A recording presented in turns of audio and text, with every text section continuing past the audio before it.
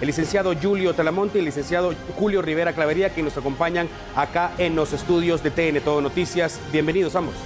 Muchísimas gracias. Buenas tardes, estimados licenciados Alan y Diana. Licenciado Rivera Clavería. Bueno, así que vamos a abrir la mesa de diálogo, a poner, justamente decía Alan, ponernos en contexto. Nosotros brindamos la información y usted tiene que generar su propio criterio, pero con información veraz y que esté apegada con la ley. Voy a comenzarle a dar la bienvenida al licenciado Julio Talamonte. Licenciado, ¿qué lectura definitivamente le da a la resolución de ampliación que daban a conocer los magistrados de la Corte de Constitucionalidad? Porque el 16 habían dado una información y luego la reafirman pues ayer directamente con horas de la tarde. Una pregunta por demás interesante. ¿Por qué? Porque aquí vemos que algo raro está sucediendo. A ver, el domingo resuelven, ¿no? Y hacen una conferencia de prensa en la cual se había obtenido aparentemente una decisión por unanimidad. Ahora, luego se presenta por parte del abogado Alfonso Carrillo un recurso de ampliación y ayer se da a conocer cuál es el resultado de ese recurso de ampliación sobre el mismo tema. Iván Velázquez específicamente, ¿entra o no entra al país? Bueno, resulta que ayer la decisión que era unánime el domingo, ayer vimos que queda 3-2. Entonces quiere decir que aquí no había una situación granítica, una unidad, un solo concepto, un solo sentir, sino que aquí está resolviendo, y esto es lo dramático, por favor, y usted analízalo en casa también, están resolviendo no de conformidad a derecho, no de conformidad a las leyes, sino de conformidad a algún tipo de interés o de presiones políticas, y eso es lo terrible, pues. Muy importante, definitivamente, como les indicaba desde el inicio, aclarar todas las dudas y algo que se empieza a especular, licenciado Clavería, desde el momento en que finaliza la conferencia de prensa de la Corte de Constitucionalidad, es que el gobierno de Guatemala, que el mismo presidente de nuestro país podría incurrir en un delito si no atiende la orden de la Corte. Se habla de desacato también, pero como lo decía al inicio también, a través de las redes sociales cualquiera puede hablar cualquier tipo de cosa sin ningún tipo de certeza. ¿De qué podríamos hablar si no se atiende la orden de la Corte de Constitucionalidad? Pues fíjese que básicamente podríamos estar hablando de desobediencia y en algunos posiblemente de abuso de autoridad, si efectivamente así fuere. Pero lo que sucede es que efectivamente lo único que se ha hecho es manifestarse personas en las redes sociales o en otros medios sin entender que para que se produzca el delito tenía que haber hecho el intento, por lo menos, de regresar el doctor Iván Velázquez. Y en ese momento habría flagrancia y, por lo tanto, se cometería el delito de desobediencia o desacato a una resolución de la Corte de Constitucionalidad. Pero como esto no ha sucedido, no puede haber delito. Lo que hay simplemente son dimes y diretes que se manejan en las redes sociales por intereses eminentemente de agendas políticas. Cuando se ordena que Iván Velázquez no puede ingresar a territorio guatemalteco, se hace de una manera pública. ¿Están obligadas las autoridades ahora a dar esa contraorden a, por ejemplo, la aeronáutica, a la policía, al ejército? No porque efectivamente con la nueva propuesta que está planteando el secretario general de Naciones Unidas, pues ya van a tenerse que poner de acuerdo, como le establece el propio mandato de CICIG, para solucionar las diferencias que tienen. Bueno, y siempre hablando de este mismo tema, me voy a referir al licenciado Julio Talamonte. Cuando se da definitivamente la creación de CICIG, siempre debe ser apegado a la ley. Justamente en esto se detalla en el artículo 5 que habla sobre la estructura de organización de la CICIG. Hay que tener en claro que los magistrados resuelven un amparo que apoyaba al comisionado, pero bien, nunca se da un amparo directamente para continuar el mandato de CICIG. Hay que dejar esto bien claro, licenciado. Me encanta esta pregunta. Yo aquí, pueden ver en pantalla, tengo en mis manos el acuerdo de creación de CICIG. Yo le invito, por favor, a usted que nos vea para que también no se deje engañar por esta falsa información. Búsquelo, imprímalo, lo va a encontrar en la página de CICIG. Me voy a referir a lo siguiente, si usted me permite. A ver, el artículo 5 de este convenio o acuerdo de creación de la CICIG reza lo siguiente. Dice que la CICIG estará integrada por un comisionado o comisionada, el personal pertinente y una secretaría. Nos habla que el comisionado va a ser designado por el secretario de Naciones Unidas, pero nunca habla en esta conformación de CICIG, el acuerdo vigente entre el Estado de Guatemala y Naciones Unidas, de una figura de un coordinador adjunto, de un comisionado adjunto, de un subcomisionado o como le querramos llamar. Quiere decir que me imagino yo, con lo que decía el licenciado Rivera Clavería, de las declaraciones del secretario general de Naciones Unidas, Antonio Guterres, esto va a cambiar, porque realmente no es la forma, no estaría dentro de los parámetros de este acuerdo, se saldría completamente. Ocurrió justamente con Carlos Castresana, vino como comisionado de CICIG, fue más tarde relevado en el cargo por Francisco Dalanese, se fue Francisco Dalanese y vino entonces Iván Velázquez. Pareciera lo más fácil, bueno, decir vamos a poner otro comisionado para que finalice el mandato, y justamente hacia eso voy en este momento, licenciado Julio Rivera Clavería.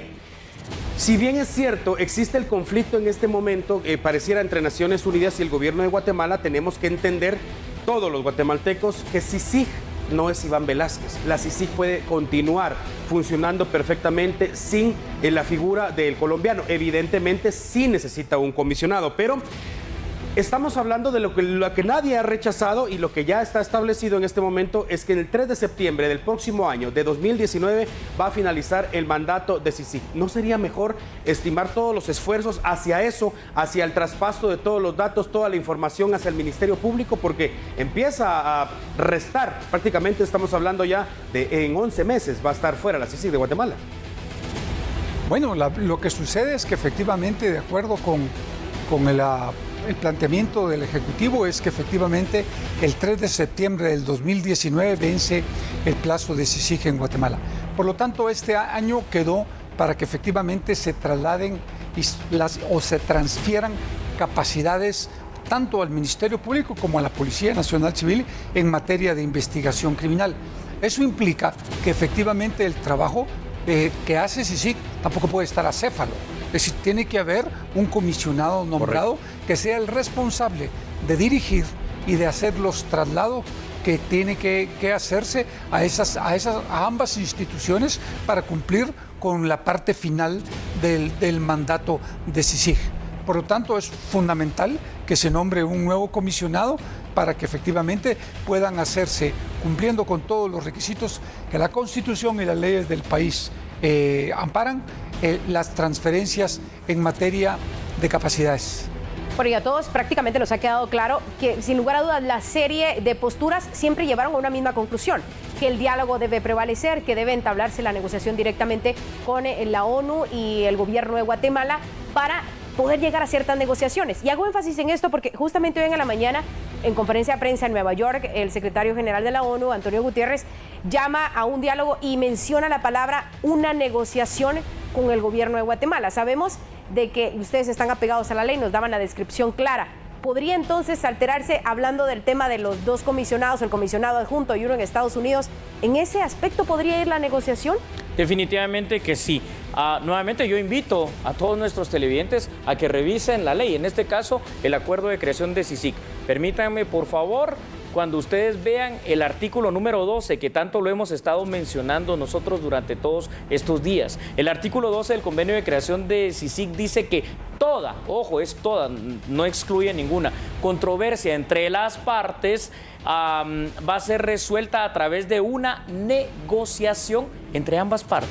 Y esto es lo que precisamente da ahora finalmente el mensaje el secretario general de Naciones Unidas, Antonio Guterres. Ahora, lo que hablábamos de que puede venir eventualmente un subcomisionado, como le llamemos, ojo, eso alteraría el convenio, pero puede darse.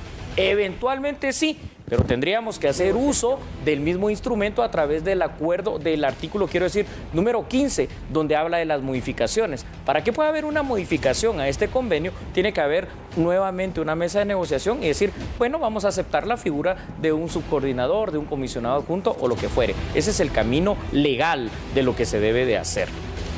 Ahora, ¿qué ocurre, licenciado Clavería? Por ejemplo, si no hay acuerdo entre Naciones Unidas y el gobierno de Guatemala.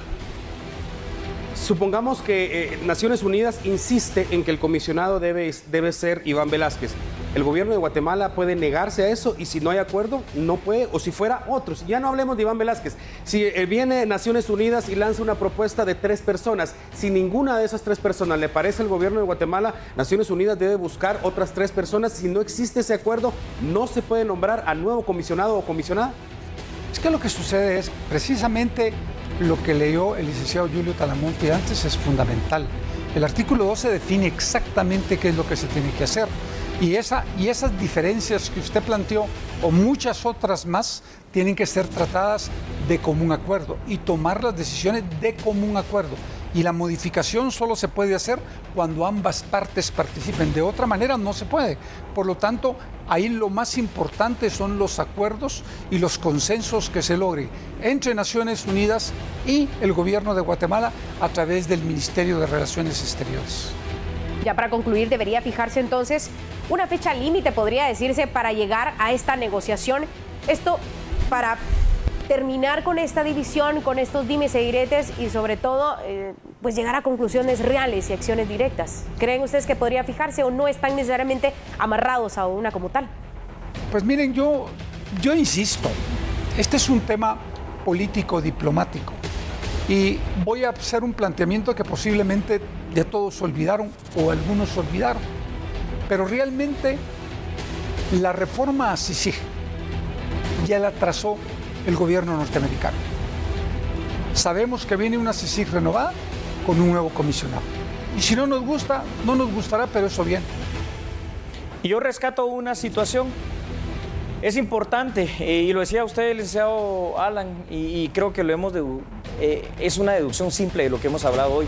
Ojalá logremos resolver rápido este problema entre Estado guatemalteco y Naciones Unidas, porque los días van contando, van corriendo y el traslado de esas capacidades de CICIG al Ministerio Público cada vez nos queda menos tiempo, porque una cosa queda clara, CICIG tal y como la conocemos al día de hoy, fuera de que pueda haber esa renovación que bien dijo el licenciado Rivera Clavería, va a llegar hasta el 3 de septiembre de 2019. Y eso es muy realidad. importante también porque entonces a partir del 4 de septiembre de 2019 vamos a empezar a ver la capacidad que tiene ya el Ministerio Público y la Policía Nacional Civil sin necesidad de ese ente internacional de resolver los casos que ocurren en nuestro país. Así será. Y en todo caso, si no, pues será ya la creación de lo que decía el licenciado Rivera Clavería, una CICIG renovada que básicamente va a ser trabajar en una fiscalía con el apoyo de algunas agencias norteamericanas como FBI. Algo así puede ser lo que venga para el futuro de CICIG en Guatemala. Licenciado Julio Talamonte y licenciado Julio Rivera Clavería, gracias a ambos por estar acá en su casa. Gracias. Muchísimas gracias por habernos acompañado y a usted, por supuesto, por seguir en sintonía de TN Todo Noticias. Abrimos siempre la mesa del diálogo